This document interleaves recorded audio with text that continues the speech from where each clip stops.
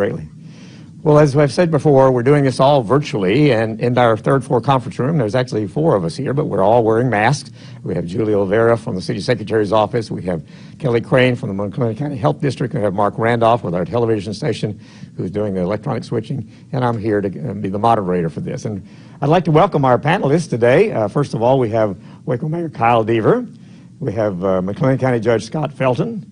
We have Dr. Mike Harden from the Family Health Center. Dr. Brian Becker with the Ascension Providence, and Dr. Mark Ellison with Baylor Scott & White. Gentlemen, I appreciate you all again joining us. We're going to follow the same procedure we've done before. I'm going to let each one of you make an opening comment, and then we have several questions that we received from the media, and then we will let Judge Felton, and we will open it up to the 2 people we do have on the live part of the program today. And then Judge Felton and Mr. Mayor Deaver will wrap us up on that. So let's start off with opening comments. We'll go in the order of Dr. Harden, followed by Dr. Becker, Dr. Ellison, Judge Felton, and then Mayor Deaver. So we'll start off with you, Dr. Mike Harden from the Family Health Center. Great. Thank you, Larry, and thank you, Mayor Deaver and Judge Felton, for the opportunity again to speak with this group. I'll offer, just like we usually do, I'll offer some and review some of the local data and then offer a national perspective on that. So locally here today, we report 63 new cases. 13 of those have come as a result of the surge testing that's been in process recently. That makes a total of 10,077 cases of COVID-19. Currently, there are 531 active cases. 9,392 cases have been reported as recovered. We currently have 42 COVID-19 cases hospitalized. 28 of those are McLennan County residents. 8 of those cases are on ventilators at this time, and we are reporting 3 new deaths today as well, unfortunately. I'll also move on now and share the graphs that we usually do to put this into perspective nationally. So when we look at national new cases per 100,000 population, this normalizes the number of new cases based on the population so we can compare national to state and state to state and county to county. You can see that the United States is increased again, and as you've heard in the news, we are approaching the number of new cases per 100,000 that we were having back in the summer when we had the summer surge nationally as well. So unfortunately, that number is going up. When we look at Texas's numbers, we were much higher than the U.S. back in the summer, but we brought that number down. But unfortunately, that has begun to increase as well in the state of Texas, and the number of new cases per 100,000 are almost on par with that of the United States. And when we put in McLennan County, which is in the green, again, we were much higher than the state of Texas and the U.S. back in early summer. We dropped that number down, but never quite got below the national averages until here more recently, but we have started to increase this as well. And so we're right on par with the state of Texas. This is one of those times that it's not good to be average or on par with someone else, unfortunately. When we look at these numbers and compare where they are with metrics nationally, we know that we have been residing in this area that we call accelerated spread. We'd love to be down into the community spread level where the incidence is lower and we're obviously controlling the disease better. Unfortunately, that number is increasing at this point. And once we get over into the red zone, it is much more difficult to control the outbreak without instituting more significant measures. When we look at the test positivity rate, this is the number of tests that are, the percent of tests that are positive when we check the tests.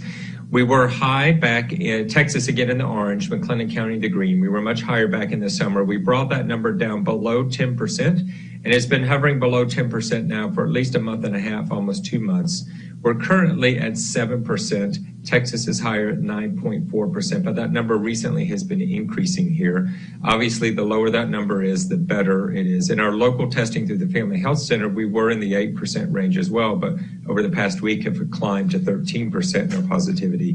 This suggests that the positivity rate will likely probably be going up in the Waco area, McLennan County in the future.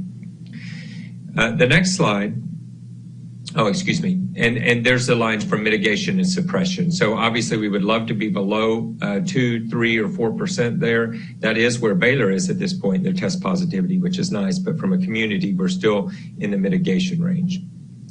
Finally, the last slide I show is the effective reproduction rate, or RT. We show this weekly as well. That number is a measure of how many people one person infects when they have the disease. A number below 1 means it's a 1-to-1 ratio, or below, which is what we'd like to see.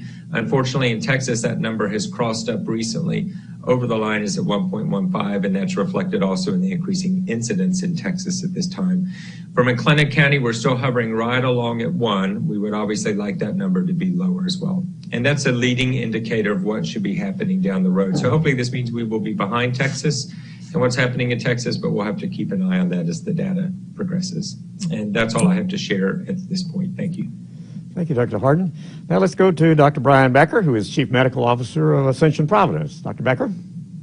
Thank you, Larry.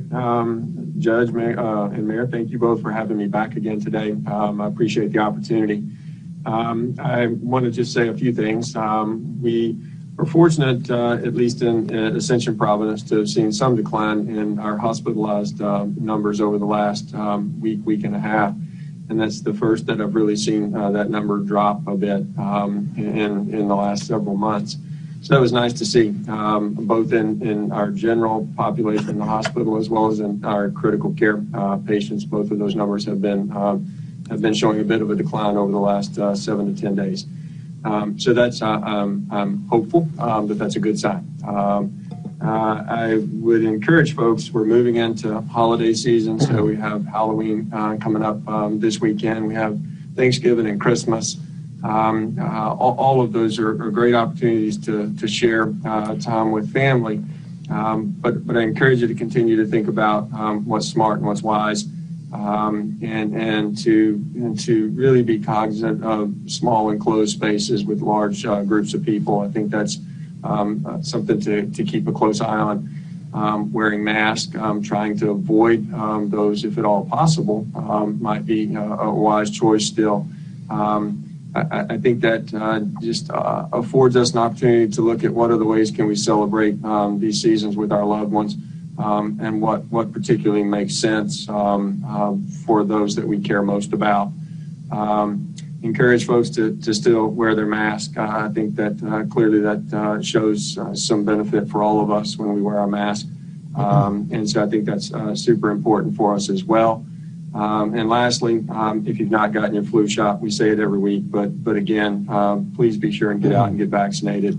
Lots of places and lots of opportunities to get vaccinated, and I encourage everyone to do so. So again, thank you for having me. Thank you, Dr. Becker. Now let's go to Dr. Mark Lyons with Baylor Scott & White Hillcrest. Dr. Ellison. Good afternoon, and thank you also for having me. A few opening comments, and then be delighted to stick around and answer questions as we get going. But just a few reminders. People can still be contagious without being sick or having symptoms. And cases do have some variety in their severity. So some patients will get COVID and have no symptoms to speak of, or have a very mild case. And then some, approximately 10%, will end up in the hospital. And of those, maybe 20% or 15% may end up on life support. And so there's quite a variety. And, I've had some patients who continue to question, is this test legitimate? Do I really have COVID? I don't have very many symptoms right now. And they may be one of the lucky ones who don't have symptoms, or they may just be catching it early on and not having a progression of their disease just yet, but it may come later. So as a reminder, if you've been exposed, or if you've had contacts that are, without your mask, we ask you to self-isolate and to be safe and to not share what you may have with others. People can have a contact and will usually develop symptoms 2 or 3 days after that contact. But there have been reports of people who can be up to 14 days before they will start to develop symptoms. And during that time period, you can be contagious. So please be wise. As Halloween is coming up, as Dr. Becker said, we need to be careful. Last week, we talked about some of the recommendations from the CDC. So the CDC does have a website. And if you will just, on an internet search engine, type in CDC holiday, you'll get some great recommendations there as to some things you can do to make it as safe as possible. One specific item would be to not forego a cloth mask, but to keep a cloth or surgical mask, and not to use a plastic mask that's part of a costume. That is not a substitute for preventing coronavirus. And then one of the treatments that we have available for seriously ill patients with COVID is a transfusion of plasma from patients who have had COVID and have since recovered. That is proving very beneficial, very effective, but it requires donations from patients. So if you are a patient who has recovered from COVID, and now we have 8,000 or 9,000 of those in the county, we strongly encourage you to donate plasma. And that can be done through several organizations, but Carter Blood Bank is one that's here in the community as well. And recommend you go on their website and make an appointment to donate plasma. And that is proving to be as beneficial as just about anything we've had from the onset of this pandemic. Thank you. Thank you, Dr. Ellison. McLennan County Judge Scott Felton. Judge Felton? Good afternoon, everyone. I want to talk about an announcement we had last week. It has to do with economic development, but I will get how it relates to COVID-19. As many of you know and read, Amazon had an announcement of putting a facility here in McLennan County, and it by far was the worst kept secret I've ever seen in an announcement for a company coming to town. But in this, the governor wanted to be a part of it. This is a very significant announcement, and Amazon's been expanding statewide. And so the governor and myself and Representative John Kennard from the city council and others were there to be part of this announcement. But the governor's requirements were to have a COVID test prior to the event if you were going to be around him. And so those of us who were selected to be part of that group were tested. And it's very interesting. I had once before had the deep nasal, the brain tickler back a good many months ago, and didn't like it very well. But this was a very shallow test with a swab in your nasal passage, and the test was 15 minutes. And of course, it had to be because we would be within the hour around the governor, and so it was it had equipment and people there to do it, and it very smooth and went fast. And it just reminds us that there is technology out there that can improve the efficiency of how we're trying to manage this virus. And and I see federal and state government both funding more technology and to expand these things that work very well. I really think we could be very efficient on our strategic contact tracing protocols that we have after that. Quicker we find out when someone has a positive reaction, we need to be able to inform them of that so they can keep other people safe. And so I think we'll get there. I talked to the governor a little bit about it.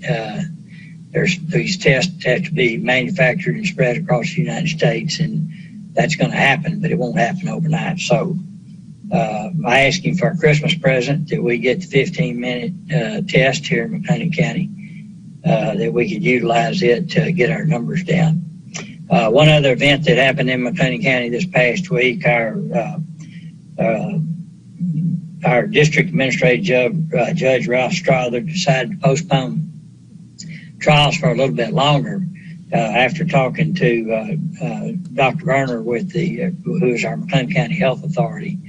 And his concern was the rise in the numbers, which you just heard in these reports. And so, but in all this, we've learned quite a bit too. One of the things we talked about is in rooms where meetings like this would happen, there needs to be air movement to be able to cut down on the air transmission of this virus. And so it got us to working on some of our facilities and learning how to or knowing what the displacement of the cubic feet of air is in each of these rooms, which could help in that. So anyhow, that's those are happening. And when these numbers get down, we will resume trials.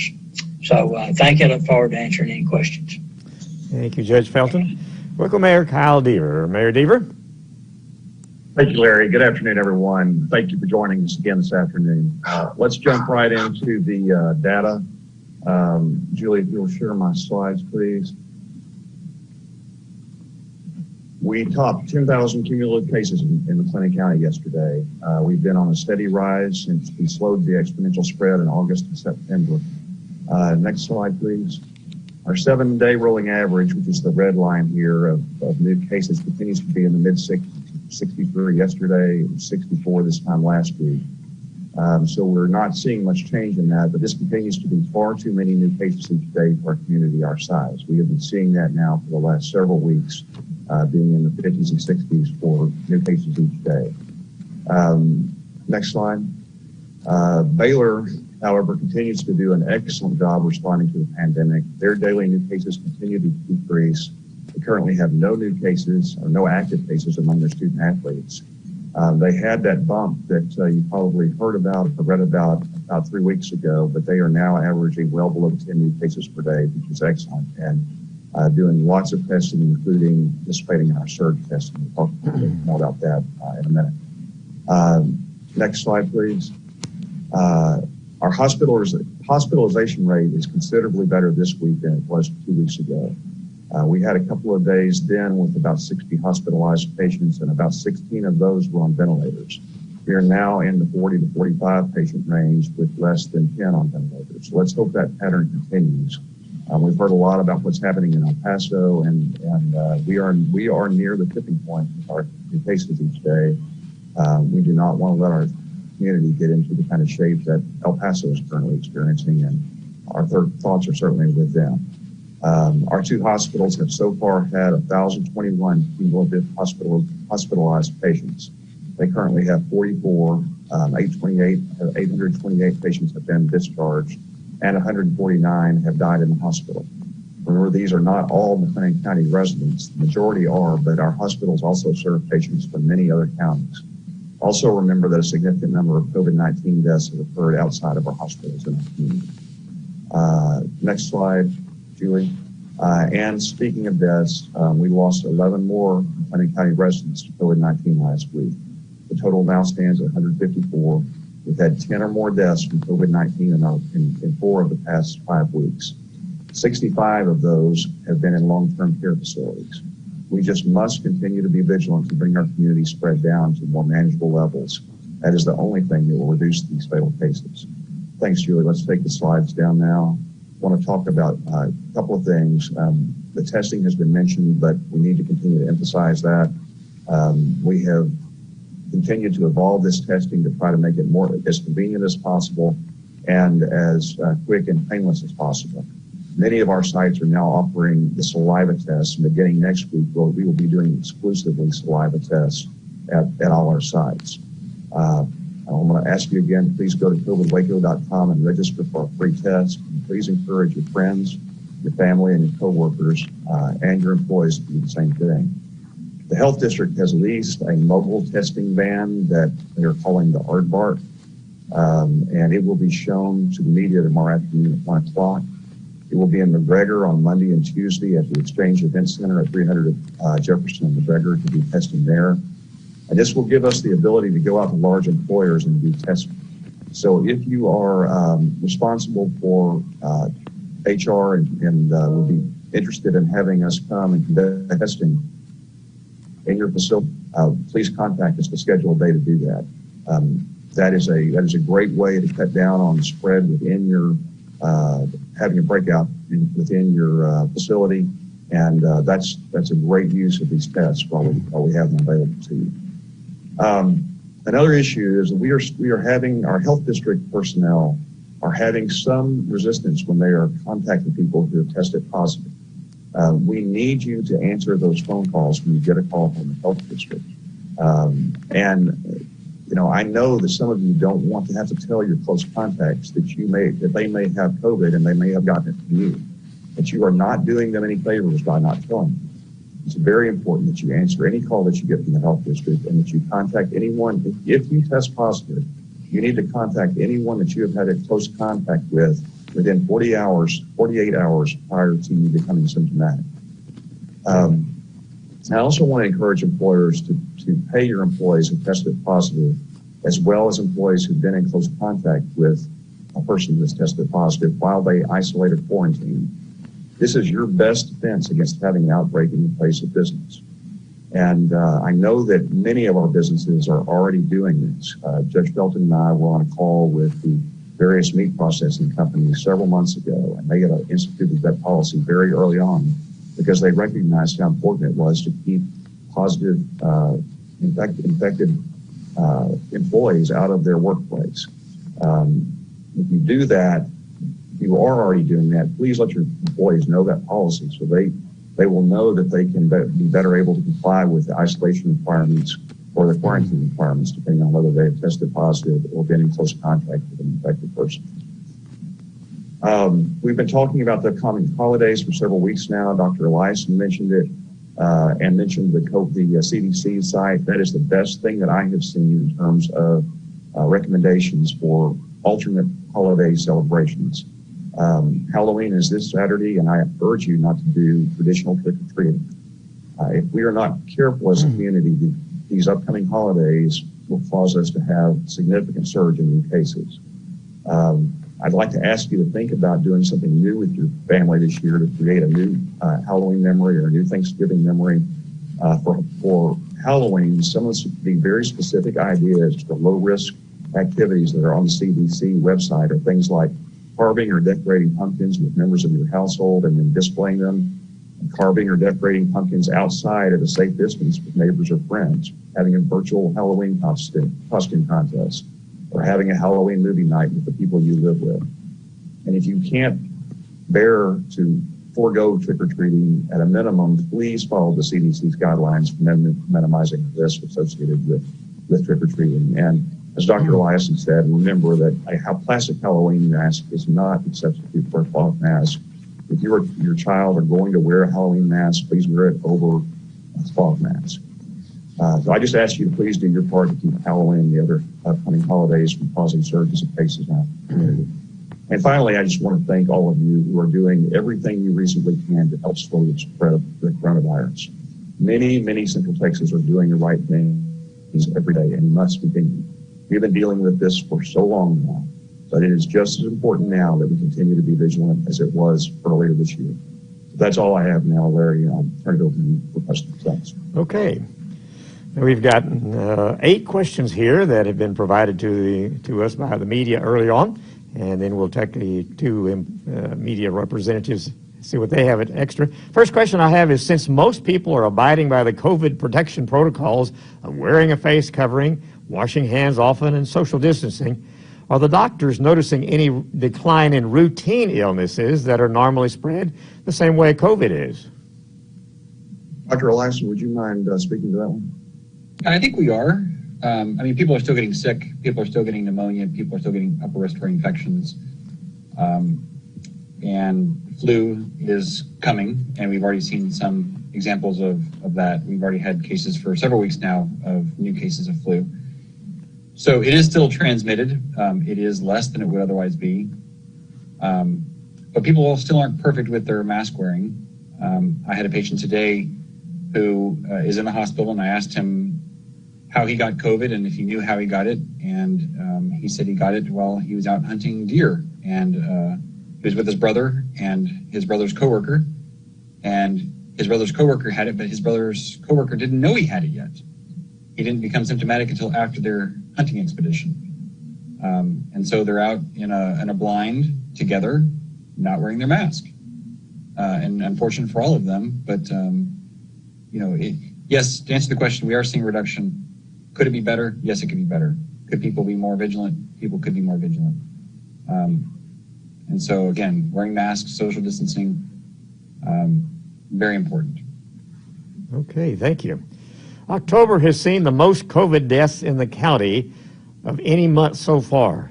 Any factors that might explain that? Dr. Becker, would you mind answering that? And I mentioned earlier, if any of you have anything you'd like to add, any of the doctors that would like to add to these answers, please feel free to jump in. Do that, Mayor Deaver. I saw this question and trying to prepare to answer this question, I had to do a little bit of looking across our organization. And again, I can speak to what I can see internally at Ascension Providence. I'll start with a phone call to our intensivists who routinely are taking care of these patients. And their short answer was no, they didn't really see a whole lot different than the population that we're taking care of in October from any of the preceding months. And so that wasn't particularly helpful to me in trying to address this question. So I looked at our data. Almost a third of the deaths that we've experienced have been in this month, in the month of October. And so that is a bit alarming to see that large of a number. And looking a little more closely, almost half of those were carryover patients from last month. So in general, a patient who gets COVID can have a short illness and go home relatively quickly. But those who get sick tend to have a long and drawn out course, particularly those in our ICU. And so a fair portion of the deaths that we saw in this month really were patients who were admitted in the month of September and had rather lengthy hospital courses.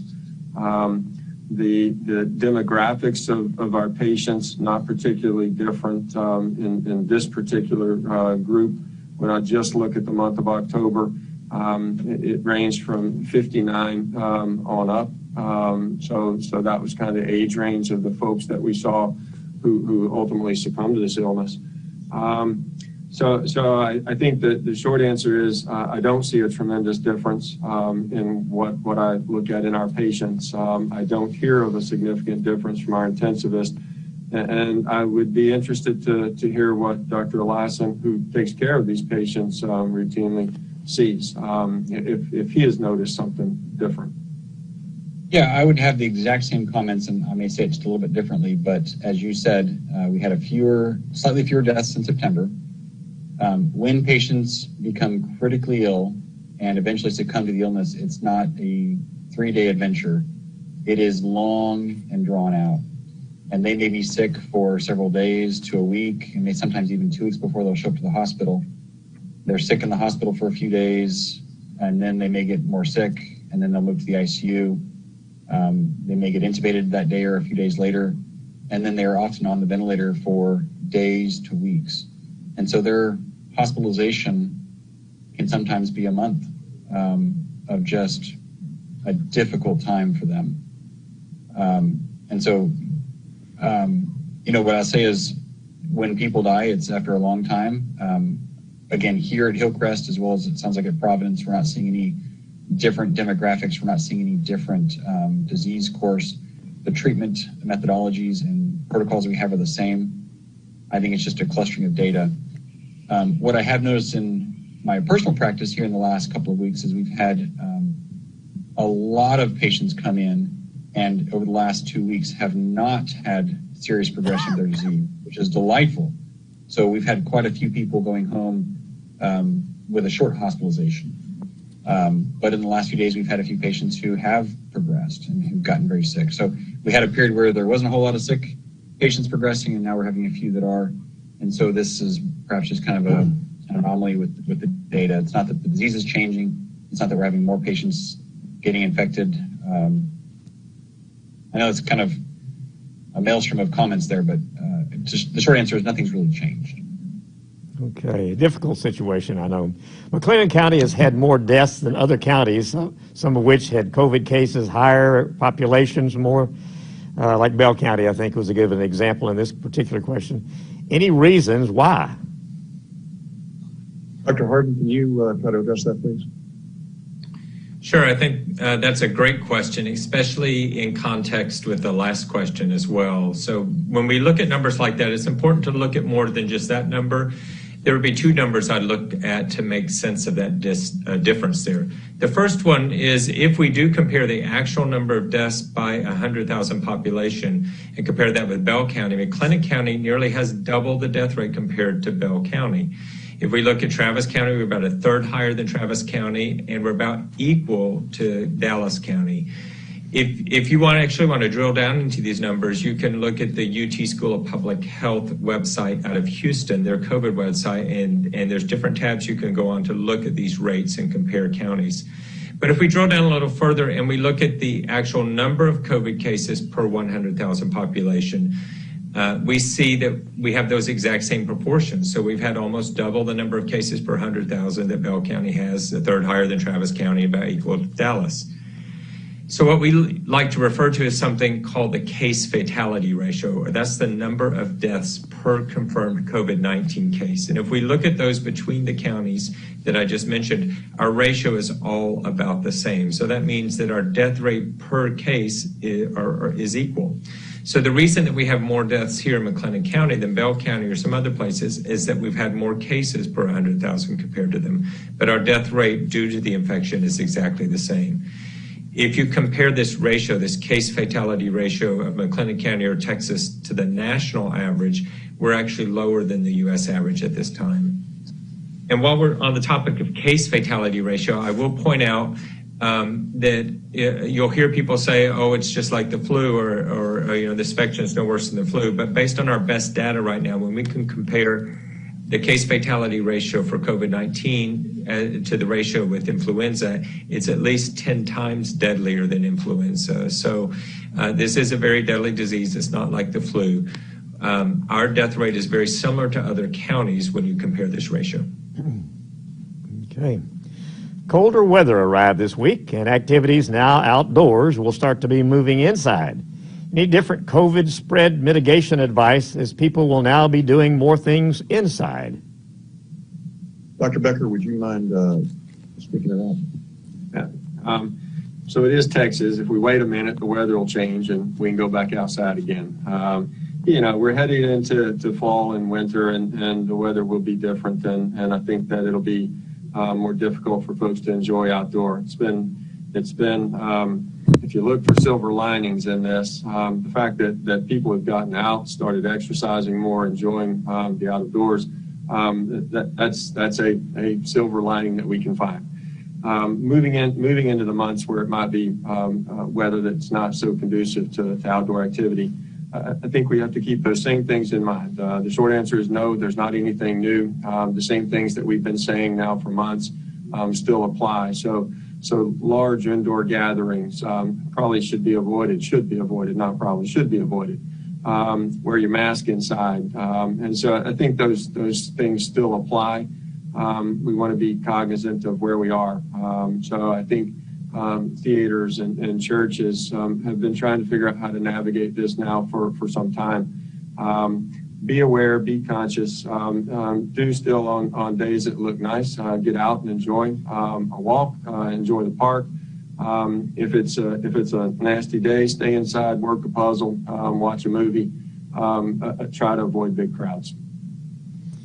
Okay, looking forward to Christmas celebrations and spring activities.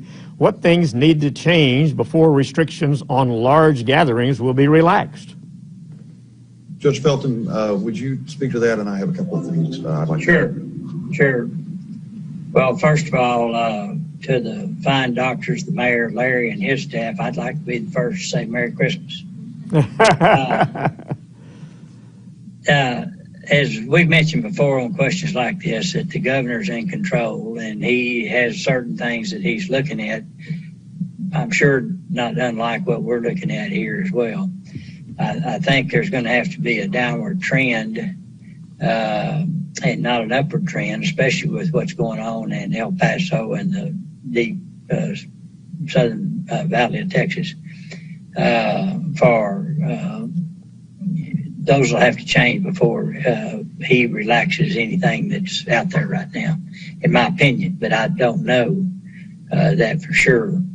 But back when you Mayor, when you were talking about Halloween and how people celebrated or participate in it. It's the same thing for Christmas and these other holidays, Thanksgiving coming up, and it's planning on how you're going to enjoy it and to still ensure the safety of your friends and family. So keep that in mind as well. So, Mayor, you can correct or apologize for anything I just said. No, thanks, Judge. I agree with what you just said. Clearly, the governor has taken control over the mandates. And what I would just ask people to do is not focus on the mandates, but focus on what's smart. And that goes right back to those CDC suggestions and guidelines. Really encourage you to do those things and not put your families at risk. You love these people, you care about these people. I know it's hard not to do celebrations the way we've always done them. But this is not a permanent thing. You know, hopefully by this time next year, we'll be back to enjoying Halloween and Thanksgiving and Christmas in very similar ways to the way we have done in the past. But this is not the year for that. And so I just urge you to be smart and remember that you're protecting the people that you care about and that you love. And just don't worry about the mandates. Take care of yourself and take care of each other. Thanks. Okay, we've had this question come up at other press conferences, but it still seems to be a very topical subject. Flu season is rapidly approaching. Why is it so important for everyone to get their flu shot this year? Dr. Ellison, would you speak to that, please? Sure. Yeah, so flu is a respiratory infection, and it makes it hard to breathe, or can, in some people, particularly those with chronic respiratory diseases like emphysema, COPD, asthma, chronic bronchitis. So it has symptoms similar to COVID. As mentioned by Dr. Harden, its impact on mortality is not anything like COVID, but there can still be and will be deaths from flu.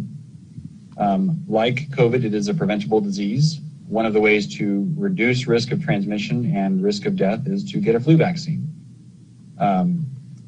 Secondarily, it's to wash hands and avoid touching your face, touching your eyes, and wearing a mask. So similar to COVID. Now, why is it important to get a flu vaccine? Well, if you get flu, there's always this question in your mind, okay, do I have the flu or do I have COVID? And then what do I do with that information? Do I need to isolate, or do I need to, can I go back to work when I'm feeling better? Do I need to isolate for 14 days? Those types of things. But the real meat of the question is, the risk is if you have flu and you have COVID at the same time, I don't know if it's a direct proportional two-time doubling risk of injury to your body and death or not. But the point is you're going to be more susceptible to a more serious outcome. And again, the emphasis is this is preventable. Okay, kind of on that same subject, do we expect to see a bad flu season on top of COVID-19, or are the measures we're taking related to COVID-19 expected to slow the spread of the flu? Dr. Harden, would you speak to that, please? Yes. We actually don't know at this point. What we do know is that the flu season usually occurs in the southern hemisphere first before it comes to the northern hemisphere, and it was milder this year in the southern hemisphere. We think that's due to the fact that there was a lot of social distancing, there were a lot of mask requirements, and we believe that made the flu season much milder. The strains of the flu that are predicted to occur in flu season this year in the United States are similar to those that have been in prior flu seasons as well and prior flu shots. The more flu shots you've had in the past, actually, the better you do in terms of resisting the flu and the complications of the flu. So right now we hope this means that we're going to have a lower incidence of influenza this year. You know, another reason, as Dr. Ellison said, it's so important to get your flu shot. Even in years where we just have influenza and we don't have COVID-19, we fill the hospital with patients due to complications of the flu, and the ICU as well can get very busy and close to being overwhelmed. We add that on to COVID-19 as well, and it may significantly strain the resources that the hospital have. So getting your flu shot is very important. The flu shot doesn't guarantee you won't get the flu, but the flu shot does help prevent the complications and prevent deaths from the flu, and that's why it's so important this year. Okay, our final question is, we actually received this question this morning from a viewer, and I think the subject is focused around the vaccine that's being talked about for the COVID-19. I'm going to paraphrase. Is the COVID-19 shots made from live or dead virus? I don't trust the safety of these shots because there is a political pressure from the vaccines to be ready before the usual process for safety and side effects from the FDA. A lot of people feel the same uncertainty. What can you or one of the doctors say to alleviate people's distrust? Dr. Harden, would you take that? And then Dr. Becker or Dr. Ellison, if you have anything to add, please feel free.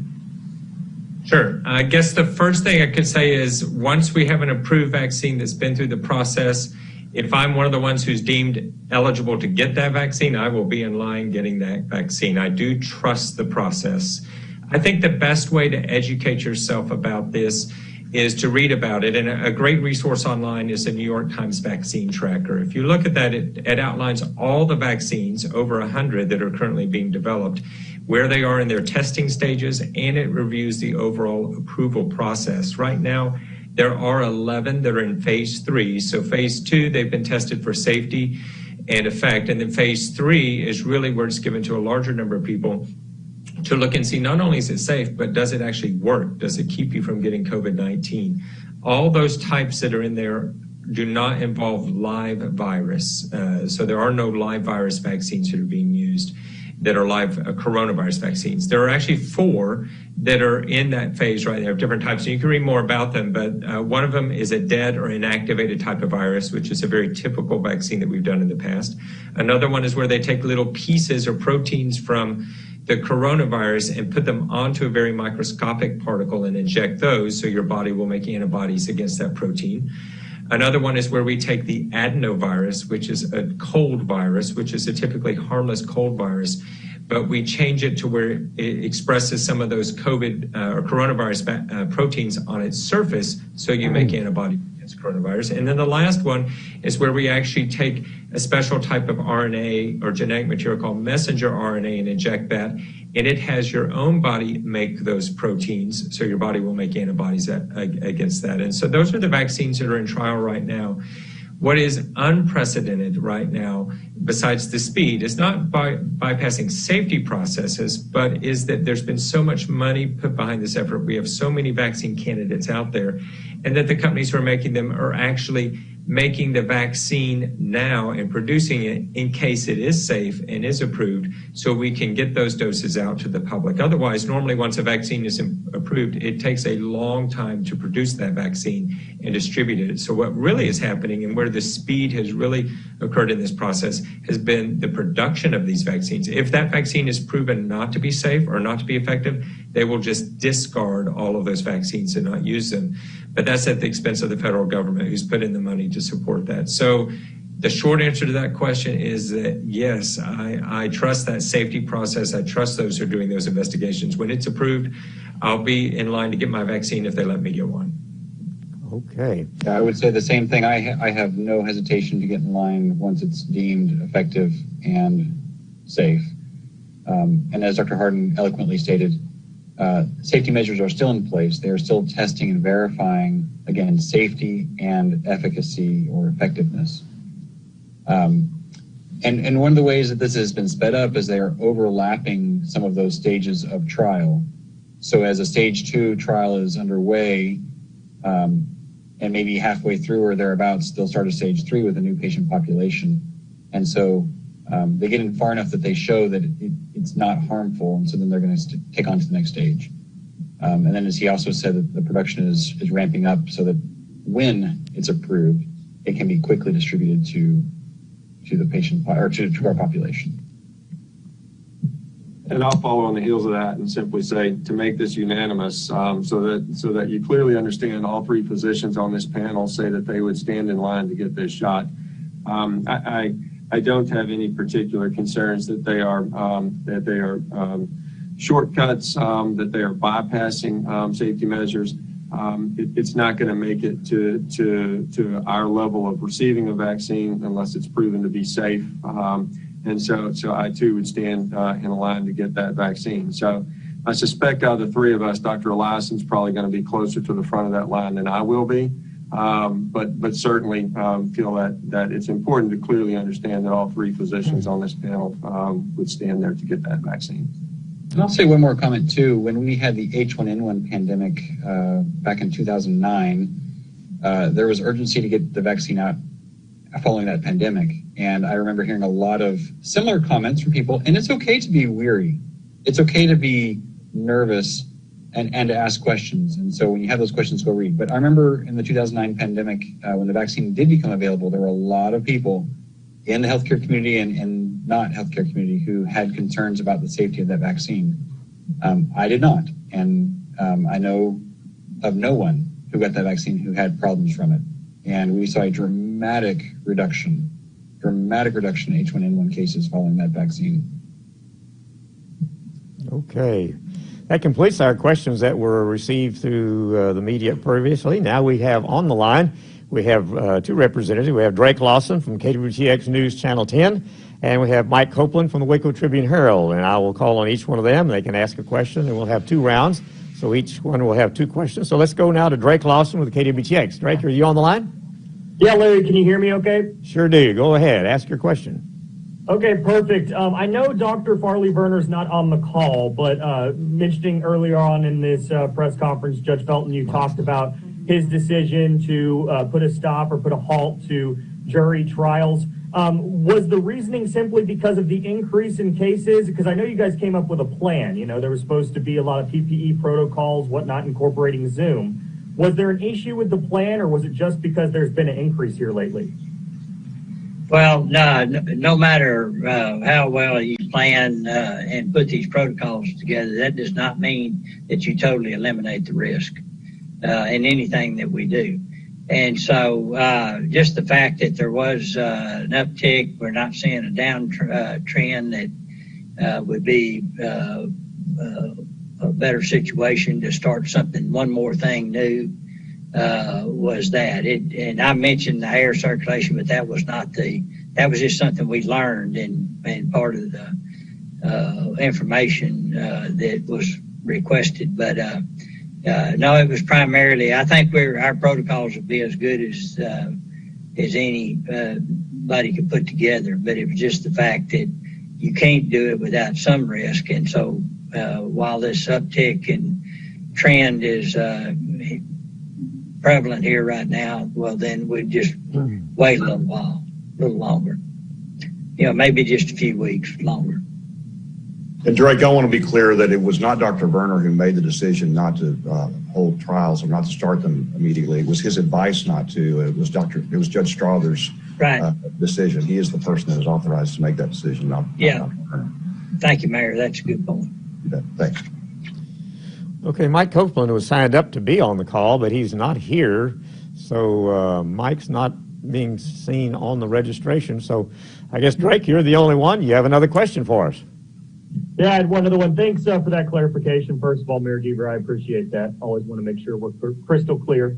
My other question was involving an email that was attached to Bell County. Now, I know this is different and they have different situations, but when they sent out their numbers yesterday, they talked about that their trends may be a little off because a lot of people are opting for rapid and antigen testing. And they said the downside with those tests is that they're not confirmed COVID-19 cases. So they don't appear on the confirmed count. I see Dr. Harden shaking his head. So is this the same here for McLennan County? Do those not get incorporated? What does that mean when you talk about rapid and antigen testing maybe messing up our numbers? Well, I'll ask Dr. Harden to talk just a little bit about the efficacy of the antigen tests as compared to the PCR tests, and then we can talk a little bit about the reporting issues as well. Yeah, I'll try to keep it simple. When a COVID-19 test is positive, so it doesn't matter if it's a PCR test or an antigen test, whether it's rapid or whether it takes a few days, if it's positive, it's positive. And that doesn't mean that you're actually sick with COVID-19 at that moment. It may mean that you had COVID-19 and you got over it and there's just a little virus left in there. It means that you could have COVID-19 and have 0 symptoms, or it means that you just had COVID a week or 2 before and have some dead virus particles that are still in there. Those tests are so sensitive that they will pick that up. But if a test is positive, it's positive. So I'm not exact. There are not what we call, at least in the antigen test that we use at our clinic, there are not false positives from that test. If it's positive, it is positive. Now, some tests, any test can miss the presence of that disease, and so can have false negative tests. But in terms of it being as positive, it's positive. Those antigen tests don't have to be backed up or checked with another test to see if they're positive or not. The PCR test, which was the first genetic test that came out, is super, super sensitive. If you have a few particles of that virus in the specimen, it will pick it up.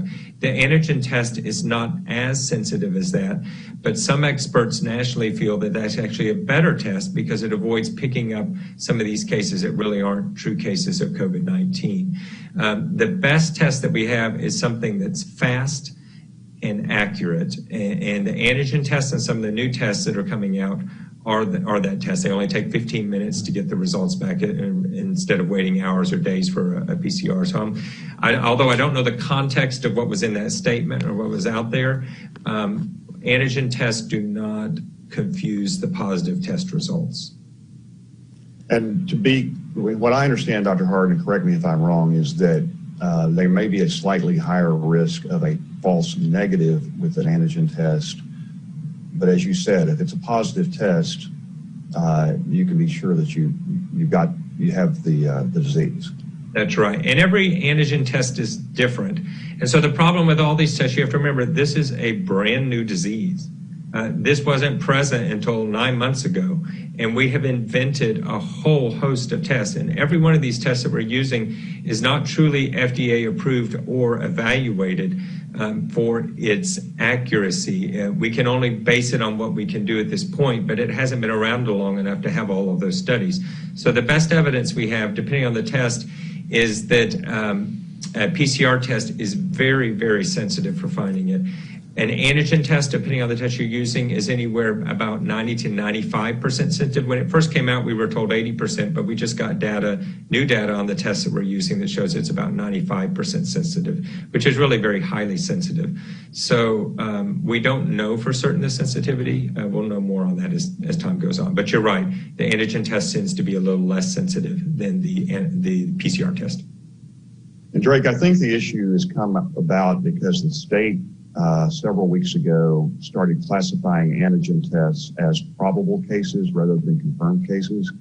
But I have yet to hear an explanation for why the state has taken that position, and the healthcare experts that I've talked to don't understand it. So I think when they're saying their numbers may not be exactly right, they're saying that there are, in addition to the confirmed cases that were tested with PCR tests, they also have positive antigen tests that, because of the way the state is requiring them to be reported, don't count as confirmed cases. Here in McLennan County, I believe that Kelly, you can correct me if I'm wrong, Kelly Crane from the Health District, I think we are counting both positive PCR tests and positive antigen tests as positive tests in our numbers. Is that correct? Yes, sir, Kelly? that is correct. Okay, thank you. I want to be sure we're not giving bad information. So, all right. Any other thoughts on this from any of you? Okay, thank you. Drake, since you're the only one on, do you have one more question? No, that pretty much answers it. Thank you, Larry, and thank you, Mayor Deaver and Dr. Hardin. I appreciate that thorough explanation. Well, thank you for being on the line and giving some good questions. Well, let's go to our wrap-up session, and what we'll do here, we'll ask for Judge Felton to speak first, followed to our Mayor, Kyle Deaver. Judge Felton? Thank you. Thanks, folks, for joining us, and really want to thank Dr. Hardin, Ellison, and Becker for being on, giving great answers to these questions that come up each week, and for Mayor Deaver for hosting it, and not to leave out Larry and his team at helping us put this program together. One comment that was made earlier was about the plasma donations, and if I tell the medical community, if we see we need a lot more participation in that, well, we think the mayor and I would help try to promote that to get more people to help out in the community by donating their plasma.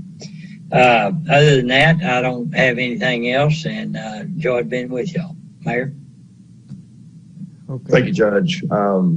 And I also want to thank Larry and Julie and Kelly and their respective departments at the Municipal Information Office, the Health District, and the City Secretary's Office, and all of those that make this possible each week. It does take more behind the scenes than you would imagine, and especially with the technology that we're dealing with.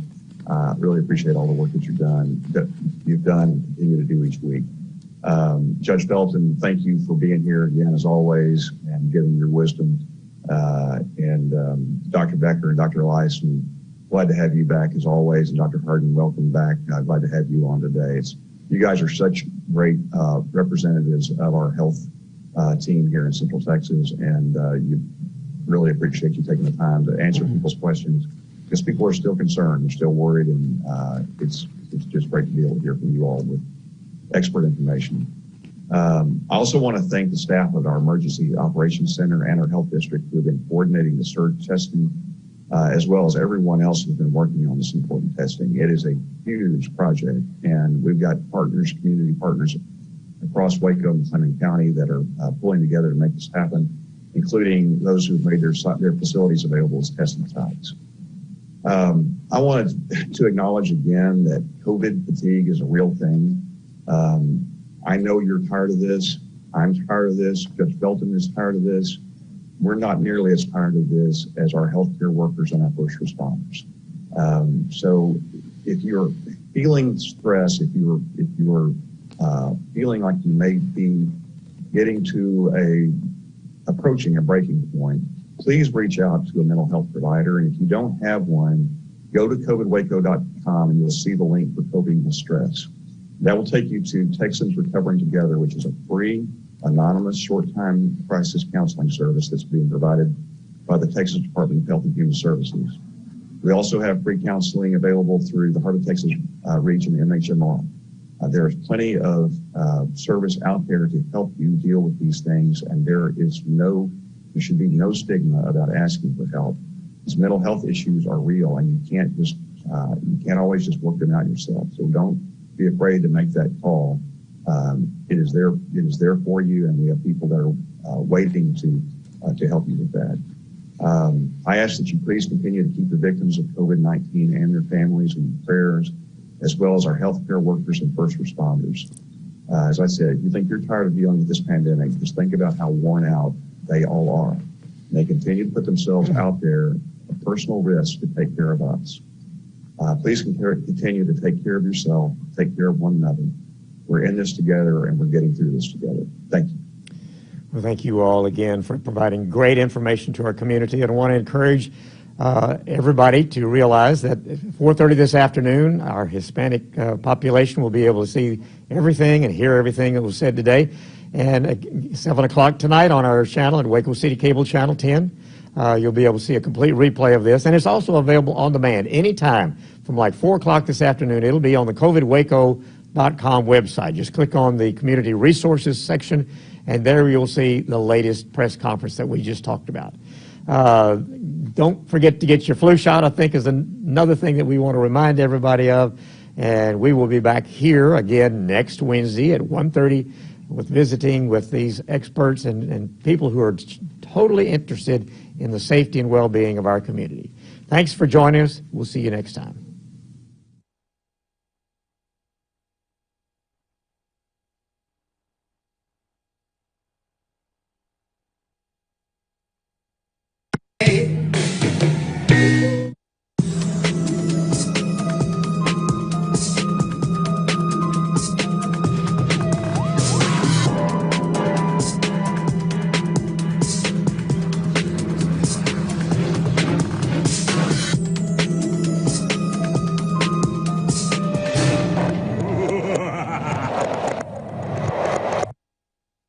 You're watching the Waco City Cable Channel. All of our programs can be viewed anytime you want, on demand, on our website, our mobile app, YouTube, and other streaming platforms. For details, visit waco-texas.com.